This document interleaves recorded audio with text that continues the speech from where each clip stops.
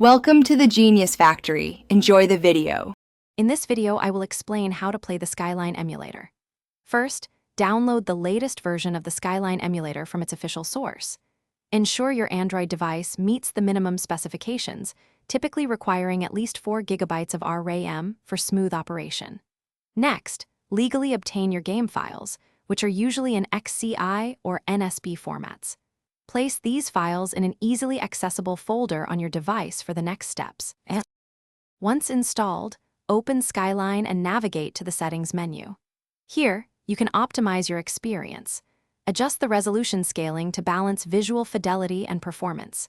Consider enabling or disabling V-Sync depending on your device's refresh rate to prevent screen tearing. Crucially, map your preferred controller or configure the on-screen touch controls for comfortable gameplay. Experiment with these settings to find what works best for you. Now, let's get your games running. First, create a dedicated folder on your device for all your game files. Within the Skyline Emulator, navigate to the game directory settings and select this folder.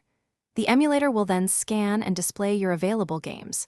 Simply tap on the game title you wish to play, and it should begin loading. If a game doesn't start, double-check your file integrity and emulator settings.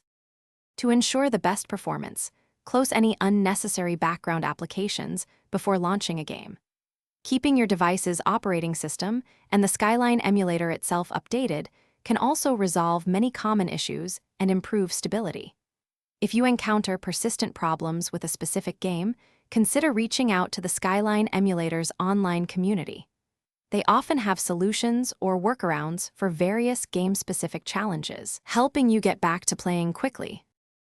Thanks for watching. If you found this helpful, don't forget to like and subscribe.